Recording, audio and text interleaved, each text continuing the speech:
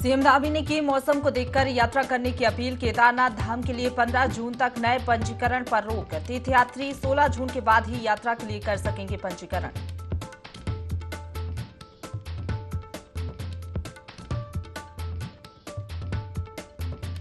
CM Dhami का चंपावत विधायक के तौर पर 3 जून को होगा 1 साल पूरा। सीएम के 1 साल बेमिसाल कार्यक्रम की तैयारियों में जुटे पार्टी कार्यकर्ता। जनता दरबार लगाकर सीएम सुनेंगे समस्याएं।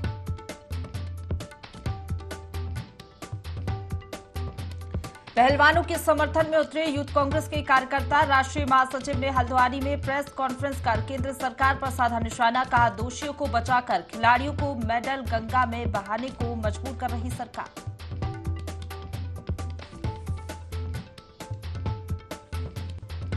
पिथौरागढ़ में लंपी बीमारी से 15 पशुओं की मौत। 400 से ज्यादा पशु लंपी बीमारी से ग्रसित। जिले में टीकाकरण को युद्ध स्तर पर चलाने के निर्देश।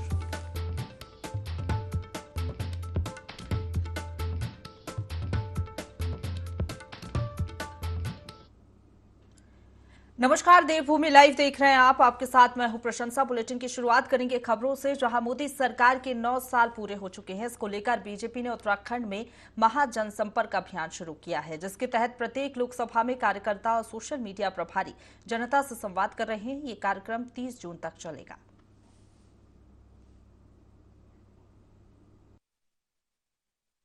बहुत शानदार शुरुआत है और आज 1 तारीख से लेकर 5 तारीख तक प्रत्येक लोकसभा में हमारा सोशल मीडिया का वॉलंटियर्स का मीट है।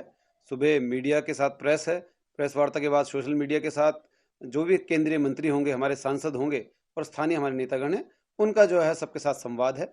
और आपने देखा प्रदेश का हमारा कार्यक्रम बहुत सफल रहा। 30 तारीख से अगली 30 तारीख तक 1 महीना पूरा महाजनसंपर्क अभियान है। इसके तहत विभिन्न कार्यक्रम है, जिनकी सूचना हमने पूर्व में भी आपको दी थी। आगे बढ़ेंगे। केदारनाथ धाम में 15 जून तक नए पंजीकरण पर रोक लगा दी गई है। सीएम पुष्कर सिंह धामी ने श्रद्धालुओं से मौसम को देखकर यात्रा करने की अपील की है। वहीं केदारनाथ धाम में ठहरने की संख्या सीमित है। सीमित संख्या से कई गुना तीर्थयात्री पहुंच रहे हैं। इसी कारण नई पंजीकरण पर अब 15 जून तक उत्तराखंड सरकार ने रोक लगाई है। इससे पहले 3 जून तक ऑफलाइन और ऑनलाइन दोनों तरह के पंजीकरण पर रोक लगी थी।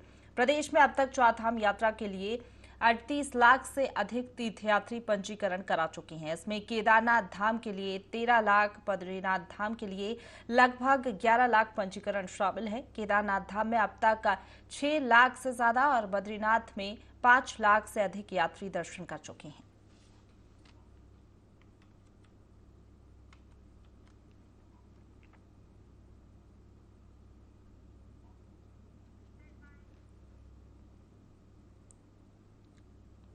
रुक करेंगे अगली खबर का, जहां केदारनाथ धाम में 15 जून तक नए पंजीकरण पर रोक लगा दी गई है। सीएम पुष्कर सिंह धामी ने श्रद्धालुओं से मौसम को देखकर यात्रा करने की अपील की है।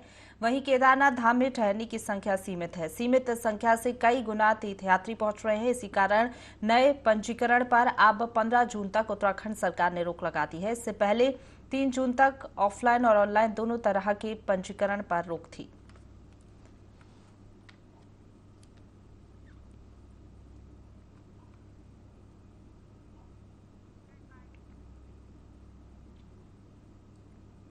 आगे बढ़ेंगे। प्रकृति प्रेमियों और आम पर्यटकों के लिए उत्तराखंड के उच्च हिमालयी लोकपाल क्षेत्र में फूलों की घाटी खुल गई है। फूलों की घाटी में फूलों के साथ साथ बर्फ और हिमखंडों के भी अद्भुत नजारे देखने को मिलेंगे। हेमकुंड साहिब के मजिस्ट्रेट राहुल शाह ने इसका शुभारंभ किया है। 30 प्रकृति प्रेमी का पहला दल घाटी के लिए रवाना हुआ। हालांकि राष्ट्रीय पार्क के पैदल मार्ग पर अभी भी बर्फ जमी हुई है। बता दें कि इस बार फूलों की घाटी हेमकुंड क्षेत्र में अधिक बर्फबारी हुई है। करीब 2 किलोमीटर तक बर्फ हटाने के बाद नंदी देवी राष्ट्रीय पार्क प्रशासन की ओर से घाटी तक ट्रैक आवाजाही के लिए खोल दिया गया है। नंदी देवी राष्ट्रीय पार्क के रेकी दल ने बताया कि फूलों की घाटी के निचले हिस्से में बर्फ पिघलने के बाद फूलों का खिलना शुरू हो जाएगा।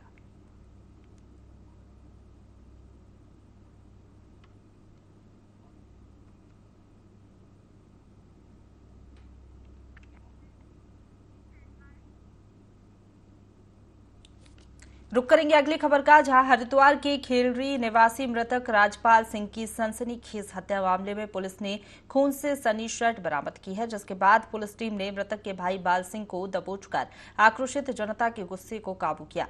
बताया जा रहा है कि मृतक राजपाल और बाल सिंह का जमीन को लेकर काफी समय से विवाद चल रहा था। आए दिन दोनों में जमीन के एक टुकड़े को लेकर कहासुनी होती रहती थी, जिसको लेकर राजपाल की हत्या कर दी गई।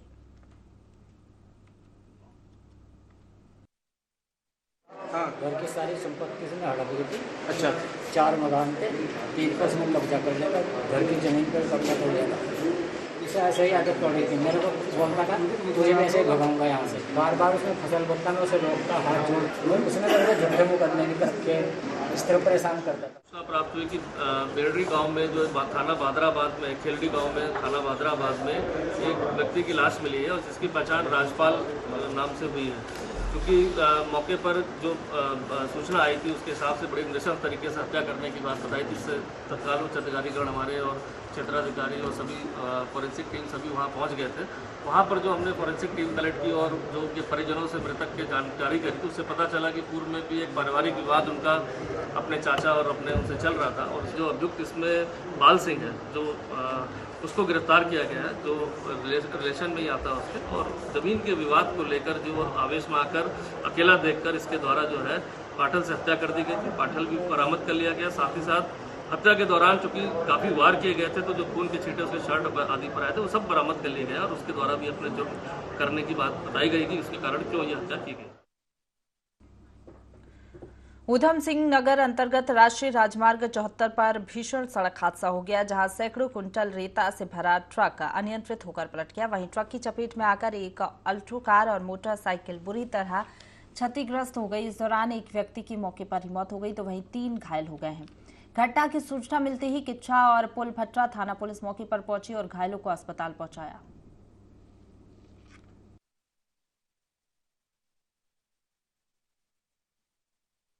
हमारी गाड़ी बड़ा ब्रांच के सामने खड़ी हुई थी ऑल्टो। हम गाड़ी मतलब टैक्सी लेके आए हुए थे बैंक के काम से ही, और जैसे हम गाड़ी बैठ रहे थे उसमें एक अनियंत्रित डंपर मिट्टी से भरा हुआ वो बड़ी मतलब स्पीड से हमारी तरफ आया। वो डंपर बाद में हमारी गाड़ी के ऊपर गिर गया। हमारे ड्राइवर साहब को काफ़ी मतलब चोट आई है।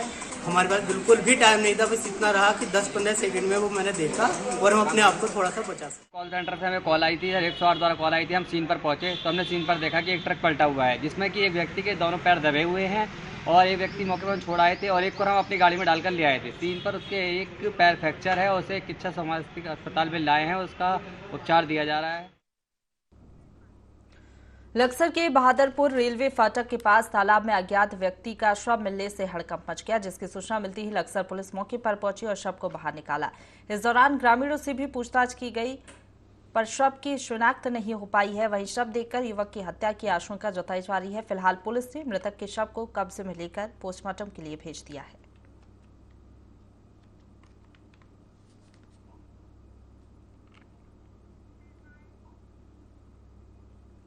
आगे बढ़ेंगे। लक्सर के रायसी रेलवे स्टेशन पर ग्रामीण का शव मिला है। ग्रामीण अपने घर से गायब था। पुलिस ग्रामीण की मौत ज्यादा शराब पीने से होने की आशंका जता रही है। फिलहाल पुलिस मामले की जांच कर रही है।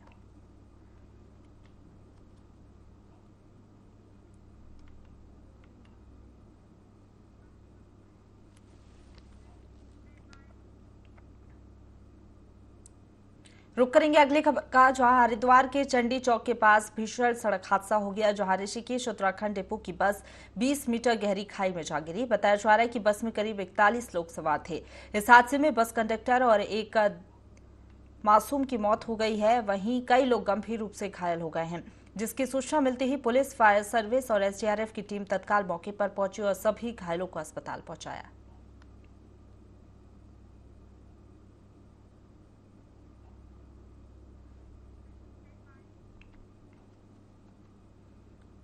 आगे बढ़ेंगे। मुख्यमंत्री पुष्कर सिंह धामी ने कहा कि अगले 2 वर्षों में पॉली हाउस योजना के लिए 1 लाख से अधिक रोजगार के अवसर पैदा करेगी।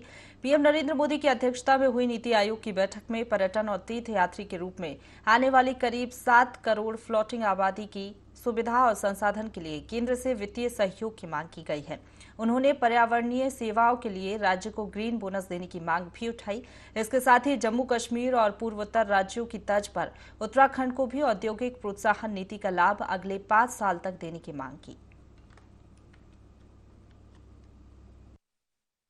क्योंकि यहाँ पर हम लोगों ने फ्लोटिंग पॉपुलेशन है और जब तक चूँकि जो वित्तीय आवंटन है वो ठीक प्रकार से नहीं हो जाता राज्यों की भौगोलिक स्थिति के अनुसार, तब तक हमको जो है ग्रीन बोनस दिया जाए। और जो फ्लोटिंग पॉपुलेशन आती है उसके बारे में भी मैंने अनुरोध किया है कि हमको जो है जितनी यहाँ की जनसंख्या है उससे 5-6 गुना ज़्यादा जो तीर्थयात्री हैं, श्रद्धालु, पर्यटक आते हैं, उनका सबका इंतजाम करना पड़ता है।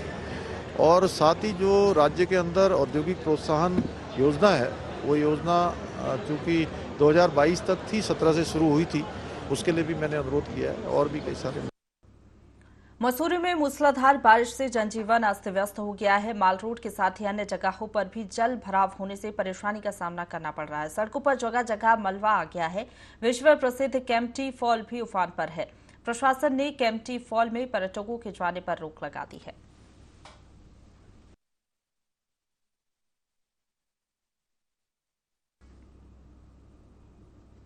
कांग्रेस पार्टी के प्रदेश अध्यक्ष करण मेहरा उत्तरकाशी पहुंचे, जहां उन्होंने चार धाम यात्रा पर सरकार की तैयारियों पर प्रश्न खड़े किए हैं।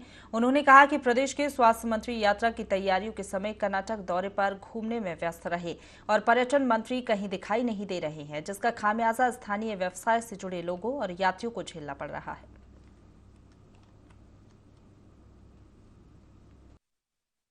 इसलिए लगातार दौरे कर रहा हूं। मैं महीने में कम से कम 25 दिन यात्रा में रहता हूं और कोशिश करता हूं कार्यकर्ताओं से मिलूं और उनको अवेयर करूं उनके अधिकारों के प्रति, उनके कर्तव्यों के प्रति। और कांग्रेस को हम हल्के हल्के कैडर को मजबूत बनाने का काम कर रहे हैं, ताकि नेता और संगठन में जो फर्क है वो समझ में आए और जो भी लोग पदों में बैठे वो संगठन की इज्जत करना सीखें। और जिला अध्यक्ष, ब्लॉक अध्यक्ष और हमारे न्याय पंचायत अध्यक्ष और हमारे बूथ कमेटी के जो अध्यक्ष हैं उनको इज्जत मिले, उनकी सुनी जाए, तभी पार्टी मजबूत होगी। और मैं उसी काम में लगा हूं।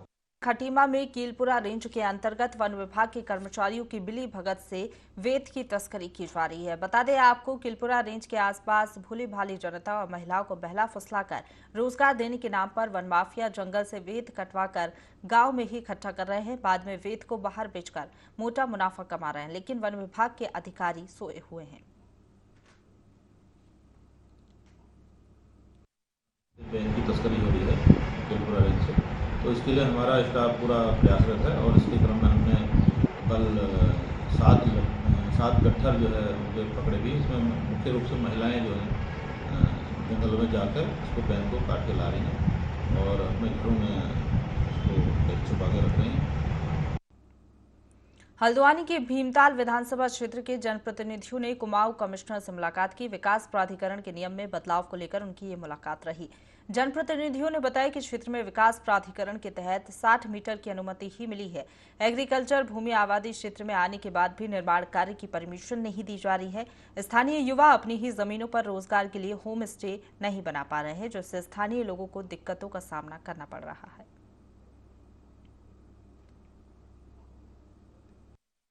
युवा है या इस तरह जो भी कोई बाहर से फौज से आ रहा है या कोई भी आ रहा है तो अपना मकान नहीं बना सकता है। रोक लगी है, ये रोक हटनी जो 60 स्क्वायर मीटर में मकान बने उसकी भी परमिशन नहीं दी जा रही है। और वो गांव का किसान और गांव का जो ग्रामीण है वो अपनी ज़मीन में अगर मकान नहीं बनाएगा तो बनाएगा कहाँ। ये हम जो नियमों के अनुसार इसमें परमिशन और दी जाए और ताकि गरीब किसान अपना मकान, अपना आशियाना बना सके। सबसे अहम मुद्दा क्या है, हमारी कोई भी सरकार है, सरकारें कहती है आप होम स्टे बनाइए, आप पहाड़ों में युवाओं को रोजगार दीजिए। अब एक युवा होम स्टे अगर बनाएगा, उस होम स्टे की परमिशन ही नहीं मिलेगी, उसे प्राधिकरण बंद कर देगा, सील कर देगा, तो कहाँ से युवा रोजगार पाएगा, कहाँ से हो पाएगा, ये तो समझना होगा। जो एग्रीकल्चरल लैंड है उसमें अगर कोई आबादी में है, आबादी में दर्ज है या फिर आबादी का रूप उस जगह ने ले लिया है, तो 60 स्क्वायर मीटर्स तक की परमिशन है कि वो उतना घर बना सकते हैं। जो वर्तमान मास्टर प्लान प्रपोज्ड है उसमें इन आपत्तियों को एग्जामिन करेंगे और उस पर एक कॉल लिया जाएगा। हरिद्वार के चंडी चौक के पास भीषण सड़क हादसा हो गया, जहां ऋषिकेश उत्तराखंड डिपो की बस 20 मीटर गहरी खाई में गिर गई। बताया जा रहा है कि बस में करीब 41 लोग सवार थे। इस हादसे में बस कंडक्टर और एक 10 साल की मासूम की मौत हो गई है, वहीं कई लोग गंभीर रूप से घायल हो गए हैं।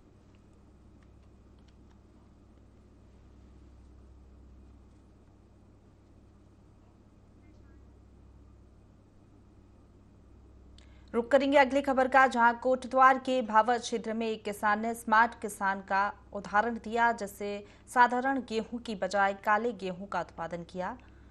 इससे किसान को 3 गुना मुनाफा हुआ है। काले गेहूं बाजार में 6000 क्विंटल तक बिक रहा है। विधानसभा अध्यक्ष ऋतु खंजूरे ने इसकी तारीफ की है। उन्होंने खुशी जताते हुए कहा कि इससे किसानों की आर्थिक स्थिति मजबूत होगी। अन्य किसानों को भी इससे प्रेरणा लेनी चाहिए।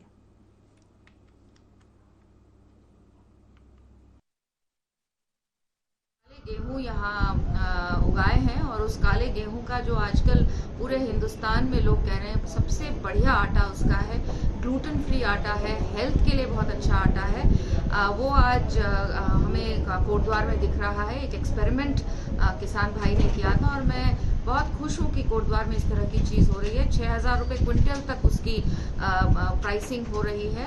ऑर्गेनिक खेती यहाँ पर हो रही है, तो मुझे बहुत ज़्यादा खुशी है। मैं कांता को बहुत बधाई भी देती हूँ और आशा करती हूँ कि उनसे प्रेरणा लेकर कोटद्वार के और लोग भी ट्रेडिशनल खेती से अब थोड़ा सा मॉडर्न खेती की तरफ, नई खेती की तरफ लोग बढ़ेंगे और हाथ बढ़ाएंगे। किसानों की आमदनी दुगनी तिगनी हो, इस तरह की खेती करने से अवश्य मुझे लगता है आमदनी दुगनी होगी।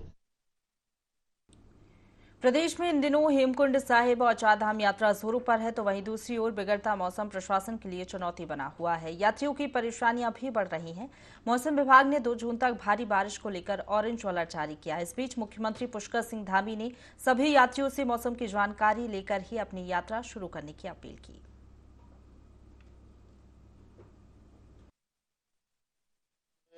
ये अनुरोध करूंगा कि मौसम चूंकि बीच बीच में बर्फबारी भी हो रही है, भारी बरसात हो रही है, मौसम की ठीक प्रकार से जानकारी प्राप्त कर लें और मौसम अगर कहीं खराब हो रहा है तो यात्रा तभी अपनी प्रारंभ करें जब मौसम ठीक हो जाए। अन्यथा कहीं भी अगर किसी को परेशानी होगी तो निश्चित रूप से हम प्रदेश के अंदर यात्रा को संचालन कर रहे हैं तो हम लोग भी परेशान होंगे और हमारा उद्देश्य है कि कोई भी यात्री, कोई भी श्रद्धालु उसको इस यात्रा में किसी प्रकार की परेशानियों का सामना न करना पड़े। प्रधानमंत्री नरेंद्र मोदी के दौरे को लेकर सीमांत जनपद पिथौरागढ़ के दूरस्थ गांव गूंजी में तैयारियां तेज हो गई हैं। वहीं मुख्यमंत्री पुष्कर सिंह धामी ने कहा कि प्रधानमंत्री नरेंद्र मोदी उत्तराखंड वासियों को बेताबी से उनका इंतजार कर रहे हैं। उन्होंने कहा कि जब भी पीएम राज्य में पहुंचते हैं तो कुछ न कुछ उपहार स्वरूप दे जाते हैं। हाल ही में राज्य को वंदे भारत एक्सप्रेस की सौगात दी गई है। उम्मीद है कि जब प्रधानमंत्री इस बार भी आएंगे तो कुछ सौगात उत्तराखंड को जरूर दे जाएंगे। के अंदर उनके कार्यक्रम होने हैं, उस कार्यक्रमों की श्रृंखला में उत्तराखंड वासियों को भी हमेशा उनका इंतजार रहता है कि वो उत्तराखंड आएँ और यहाँ की भूमि से उनका विशेष लगाव है और उसके कारण से वो जब भी उत्तराखंड आए हैं तो उत्तराखंड को सौगात देकर गए हैं। अभी हमको वंदे भारत एक्सप्रेस मिली है, उन्होंने 9 रत्न दिए हैं विकास के। निश्चित रूप से इन सब के कारण से हर उत्तराखंड वासी उनका इंतजार करता है।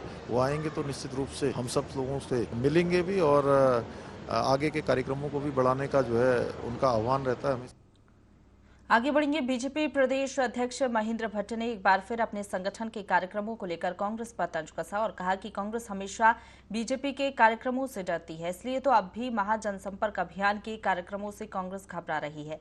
वहीं कहा कि पार्टी ने कर्नाटक चुनाव से पहले ही अपने महाजनसंपर्क अभियान की रूपरेखा तैयार कर ली थी। उस रूपरेखा के तहत सभी पार्टी पदाधिकारियों, नेताओं और कार्यकर्ताओं की जिम्मेदारी तय कर दी गई है।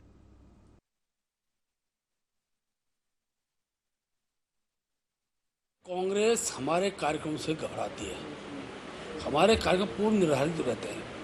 कर्नाटक चुनाव से पहले हमारे महासंपर्क अभियान की योजना बन चुकी थी और उस कार्यक्रम को हमने व्यापक स्वरूप देने की दृष्टि से अभी कार्यक्रम लिए। इसके साथ साथ हमने हर क्षेत्र के विशिष्ट नागरिकों से भी संपर्क का अपना लक्ष्य तय किया है और उसकी सूची हमारी बन रही है।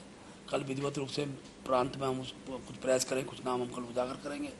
इसके साथ साथ हमारे प्रत्येक लोकसभा के अंदर हमारे सांसद हो गए, केंद्रीय मंत्री, हमारे केंद्रीय नेतृत्व द्वारा प्रयास होंगी। रुक करेंगे अगली खबर का, जहां देहरादून में बीजेपी प्रदेश अध्यक्ष महेंद्र भट्ट ने प्रेस वार्ता की। इस दौरान उन्होंने पार्टी के महाजनसंपर्क अभियान के बारे में जानकारी दी।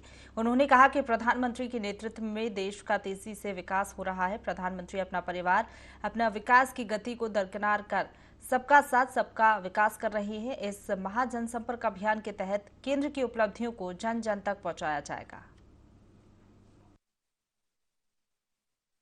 देश भर में 500 से अधिक सभाएं, मैंने आपको जानकारी में बताया है। ये लोकसभा स्तर की सभा है, बड़ी सभाएं 51 की इसमें राष्ट्र हमारे प्रधानमंत्री जी राष्ट्रपति की रहेगी, लेकिन लोकसभा स्तर पर भी उन्होंने बड़ी सभाओं का आयोजन किया है। तो ऐसी हमारी 5 लोकसभा के अंदर ये सभाएं होंगी, जिसकी जानकारी मैंने आपको दी है। 600 से अधिक प्रेस पूरे देश में होनी है, तो स्वाभाविक रूप से मैं कह सकता हूँ कि लोकसभा केंद्रित है, तो हमारे यहाँ भी प्रत्येक लोकसभा के अंदर हमने 7 स्थानों पर की अपनी प्रेस की व्यवस्था इस रूप में की है। हमने प्रत्येक जिला केंद्र पर जो हमारे महासंपर्क अभियान की टोली है, वो जिला केंद्र पर उस भाषण को सुनेगी कि वो विषय लेकर फिर हम नीचे तक जाएंगे। जनपद उधम सिंह नगर में खनन माफियाओं का अवैध कारोबार लगातार बढ़ता जा रहा है, लेकिन अब खनन माफियाओं पर अंकुश लगाने की बारी आ गई है, क्योंकि वन विभाग के डीएफओ प्रकाश चंद्र आर्य ने खनन माफियाओं पर नकेल कसने के लिए सरकार से 8 ट्रैकिंग अस्थायी बैरियर पास करा लिए हैं। बस अब इंतजार है तो धामी सरकार के बजट पास करने का, जिसके बाद अस्थायी बैरियर का निर्माण कार्य शुरू हो जाएगा और 24 घंटे अधिकारी इन बैरियर के माध्यम से अवैध खनन और अवैध कारोबार पर शिकंजा कस सकेंगे।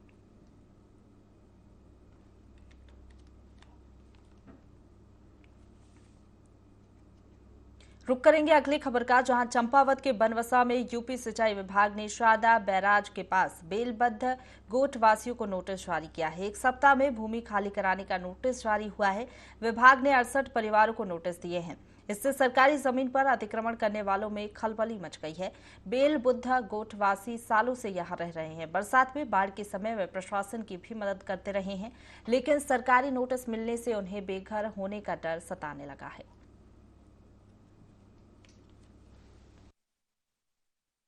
द्वारा बुलाया गया था, बोले आप यहाँ झोपड़पट्टी डाल के वो लोग यहाँ पर रहे थे। ठीक, अब उन्हें छोटे छोटे उनके बच्चे हैं, नाती नतकर हैं, हमारी पीढ़ी से पीढ़ियाँ गुजर गई। अब हम कहाँ को जाएंगे? हमारे बच्चे स्कूल पढ़ रहे हैं, उनका भविष्य सारा बेकार हो जाएगा। कहाँ जाए? हमारे ऊपर तो छत भी नहीं है, कहीं ताश वासन भी नहीं कि जाके कहीं ठिकाना कर लेंगे अपना। कहाँ को जाएंगे? हमारी तो धामी जी से यही है कि हमें यहीं रहने दें। स्थिति सर ऐसा है कि सन 1922-23 के दशक से किसी की तीसरी पीढ़ी है, किसी की चौथी पीढ़ी है, और सरकार ने हमको बिजली, पानी, जितनी भी व्यवस्थाएं थीं सरकार के द्वारा उपलब्ध कराई गई हैं। माननीय मुख्यमंत्री पुष्कर सिंह धामी महोदय से मैं ये प्रार्थना करता हूँ, उनसे मैं ये निवेदन करता हूँ कि इनको कहीं भी आशियाना दिया जाए, इनको सर छुपाने की जगह दी जाए, व्यवस्थित किया जाए। उच्च अधिकारियों की वार्ता हो रही है आपस में, दोनों राज्यों के उच्च अधिकारियों का, जैसा भी निर्णय लिया जाएगा उसके हिसाब से हम लोग कार्रवाई करेंगे। चमोली जिले के तहसील में पूर्व सैनिकों ने पेंशन विसंगति को लेकर एसडीएम के माध्यम से सरकार को ज्ञापन दिया। सरकार को अपने अपने संगठनों के माध्यम से पत्राचार और रेडियो से अपनी बात पहुंचाने की कोशिश की। यही नहीं, उसके बाद पूर्व सैनिक संगठनों ने जंतर मंतर पर धरना प्रदर्शन शुरू किया। सभी संगठनों का कहना है कि अगर सरकार ने बात नहीं मानी तो ये धरना प्रदर्शन लगातार जारी रहेगा।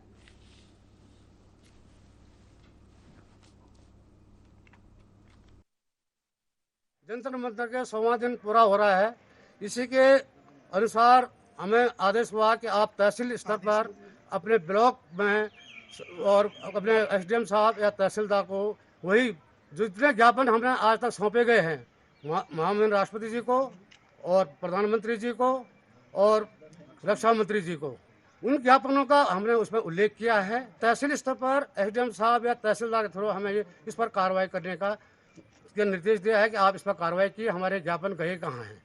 20 फरवरी से हमारा आंदोलन शुरू हो गया था ORP 2 के माध्यम से, क्योंकि ORP 1 में जो JSUs others rank public officers उसमें इतनी विसंगतियाँ थी, उनका 50% ऑफिसर्स का बढ़ा और JSUs और अदर्स रैंक का किसी का 22, किसी का 19, किसी ऐसे हमारा एक हमने जो तालिका बनाई थी उसके आधार पर हमने ये पाया कि हमारे साथ धोखा हुआ है। 30 तारीख को हमको पूरे 100 दिन हो गए धरना प्रदर्शन में, जंतर मंतर में। जब तक हमारी मांगे नहीं मानेगी तो हम जो है हर छोटे लेवल तक, ऊपर से लेकर नीचे लेवल तक जाएंगे और अपनी मांगे मनवाने के लिए सरकार से क्रमबद्ध निवेदन भी करते हैं।